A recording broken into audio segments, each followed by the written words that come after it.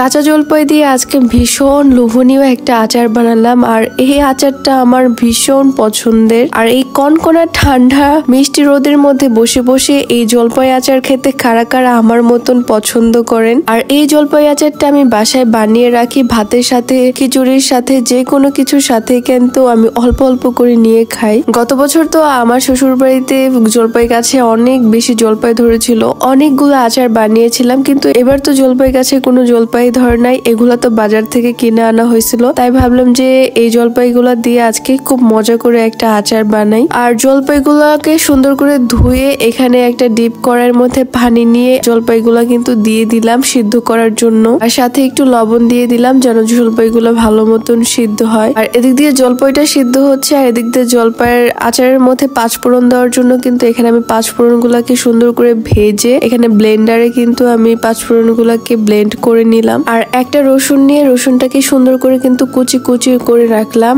আর এখানে মরিচ তো আগে থেকেই ভাজা ছিল, ভাজা মরিচ গুলাকে সুন্দর করে কিন্তু এখানে আমি গুঁড়া করে নিচ্ছিলাম যেন আচারেতে দেওয়া যায়। জলপাইগুলো তো আমার সুন্দর মতন সিদ্ধ হয়ে গেছে। আর এই জলপাইগুলাকে আমি সুন্দর করে পানিতে ছেঁকে নিলাম। আর জলপাইগুলাকে যেহেতু আমি আজকে মথে আচার বানাবো, এর জন্য কিন্তু সুন্দর করে জলপাইগুলাকে একটা পিষনি দিয়ে সুন্দর করে মেশ করে নিলাম। শুধু তো খাওয়া দাওয়া করলেই হবে না, নিজের ওয়েটটাকেও কিন্তু ঠিক রাখতে হবে। আর শরীর যদি ঠিক থাকে তাহলে কিন্তু মানুষ সুস্থও থাকে। আমি কিন্তু প্রতিদিন সকালে আর রাতে হচ্ছে এই হার্বাল স্লিমিং টিটা খাই। আর এই হার্বাল স্লিমিং টিটা খাওয়ার পর থেকে কিন্তু আমার ওজন আগে থেকে অনেক কমেছে। এই হার্বাল স্লিমিং টিটা নিয়মিত খেলে কিন্তু মাসে 5 থেকে 7 কেজি পর্যন্ত ওজনও কমবে। যাদের গ্যাসের সমস্যা আছে তাদের এটা খেলে কিন্তু গ্যাসের সমস্যাটাও দূর হবে। যারা অতিরিক্ত ওজন নিয়ে দুশ্চিন্তা আছেন তারা কিন্তু এখনই বিউটি বাই লিম ফেসবুক পেজ থেকে এই স্লিম টিটা অর্ডার করতে পারেন। ক্যাপশনে তাদের পেজটা মেনশন করে থাকবে, আর স্ক্রিনে থাকে এই হোয়াটসঅ্যাপ নাম্বার থেকেও কিন্তু এই স্লিম টিটা অর্ডার করতে পারেন।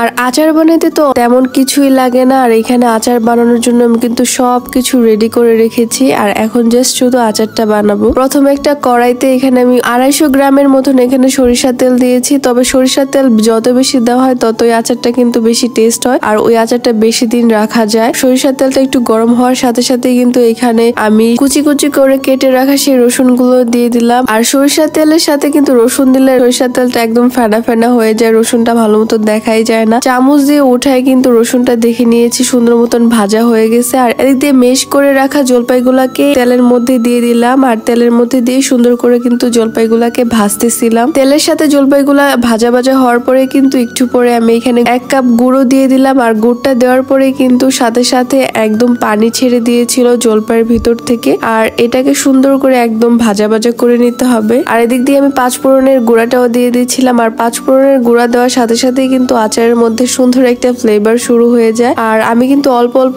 করে হচ্ছে আচারের মধ্যে পাঁচফোড়নটা দিই, এতে করে কিন্তু আচারের টেস্টটা অনেক বেশি ভালো হয়। আর যেহেতু গুড়ের পরিমাপটা আমার কম, এখানে কিন্তু 1 কাপ পরিমাণে আমি চিনিও দিয়ে দিলাম। আর এতে করে কিন্তু মিষ্টির পরিমাপটা ঠিকঠাক থাকবে। আর আচারের মধ্যে এখানে কিন্তু আমি আবার লবণও দিয়েছিলাম, আর সামান্য পরিমাণে একটু বিট লবণও দিচ্ছি। আচারটাকে একদমই পানিটা যেন শুকায় যায় সেইভাবে হচ্ছে এটাকে জাল করে নিতে হবে। আচারটাকে আমি একদম ভালো করে জাল করে নিয়েছি। আর এদিক দিয়ে কিন্তু আমার আচারের কালারটা অনেক বেশি সুন্দর আসতেছিল। আচার বানাইতে যে আমি কতবার টেস্ট করছি তার কোনো হিসাবই নেই, কারণ জলপাই আচার আমার খুবই পছন্দের। আর আচার বানাইতে বানাইতে এভাবে টেস্ট না করলে কি আর হয়। আচার দেখলে তো এমনিতেই জিভে যে কারোই পানি চলে আসে। আর সেদিক দিয়ে আমি আচার বানাইতেছিলাম। আমি আচার বানাইতে বানাইতে কিন্তু অনেকবার টেস্ট করছি। আর আচারটা আসলে অনেক বেশি মজা হয়েছিল, আর দেখতে অনেক বেশি লোভনীয় লাগতেছিল। আচারের মধ্যে যেহেতু তেল দিছি আর জন্য কিন্তু অনেক বেশি ভালো লাগতেছিল। আর আচারের মধ্যে একটু সরিষা তেলের পরিমাপটা বেশি দিলে কিন্তু সেই আচারটা অনেক দিন পর্যন্ত সংরক্ষণ করে রাখা যায়। আর লাস্টে দিয়ে আচারটা যেন আরেকটু ভালো থাকে এর জন্য কিন্তু এখানে আমি একটু ভিনেগারও দিয়ে দিচ্ছি। আর এখন তো আমার এই জলপাইয়ের আচার